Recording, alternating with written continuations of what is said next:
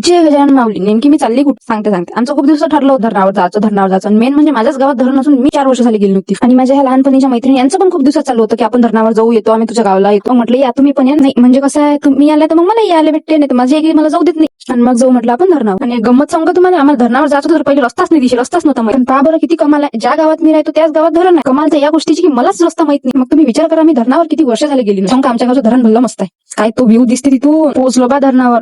धरण किती मस्त दिसू राहिलं. आणि इकडे आमची वेगळीच मजा चालू, कोणाला फोटोशूट करायचा आणि कोणाला काय करायचं, काय काय चालू होतं. म्हणजे बघा ना, राहिलो सगळं. पहिले फोटोशूट झालंच पाहिजे म्हणतात. आणखी एक तुम्हाला गंमत सांगू का, आमच्या गँगमध्ये मॉडेलही आहे, फोटोग्राफरही आहे, फॅशन डिझायनरही आहे आणि ब्लॉगरही आहे. भरभरून टॅलेंट भरलाय आमच्यात, कायच्यात कमीच नाही येऊ ना. म्हणजे हे मागं तुम्हाला मंदिर दिसू राहिलं ना, हे शंकरजीचं मंदिर, खूप जुनं मंदिर आहे ते. आणि मेन म्हणजे ते मेळावर मंदिर आहे. आणि एक आणखी आमच्या गावची खासियत, आमच्या गावात 2 नदीचा संगम, चंद्रभागा आणि एक सर्फिन, आणि तिथं मेळ आहे. ते मेळा मंदिर आहे. असं म्हणतात तिथं एक पिंड आणखी निघाली असती तर आमच्या इथं काशी गळली असती. पण ती पिंड काही निघाली नाही, काशी काही गळली नाही आमची. बरं ते असो, त्याच्या मागे खूप लंबी स्टोरी आहे. तुम्हाला जर कधी ऐकायची असेल तर मला कमेंट करजा, मी नक्की सांगेन एक दिवस. धरणावर तर फिरून झालं होतं, मग आता चाललो तर आम्ही घरी. पण आमचं यायचं वेगळंच चालू. आम्ही म्हणून आमचं गाव चांगलं, हे म्हणत आमचं गाव चांगलं. हे पैसा म्हणे की मी आली म्हणून तुमचं गाव एवढं चांगलं झालं. म्हणजे पहा ना, तिकडे अमेरिका, युक्रेन इकडे युद्ध चालू आहे आणि आमचं गावागावातच युद्ध चालू आहे. खाली उतरूच राहिलं तेवढ्यात ह्या म्हणतात की मेकअप आर्टिस्ट म्हणते एवढ्याले पैसे देऊन म्हणते फुलं आणतात म्हणते केसाईत लावा. आणि इकडे तर आपल्या गावातच निघून आले म्हणते फुकटात भेटतात म्हणते. फुकटात फुलं तर आहेतच आहे, पण आमच्या इथे वीटभट्टी आहे. बरेच लोक मला डीएम करतात, बरेच लोक विचारतात तुझं एज्युकेशन काय, तू कुठं राहतो, कारण मी सगळं सांगते एक दिवस, सगळं सांगते. पण युट्यूबवर 1000 सबस्क्रायबर कंप्लीट झाल्यावर. मग त्यासाठी तुम्ही लवकर सबस्क्राईब करा युट्यूबवर आणि इन्स्टावर फॉलो पण करा.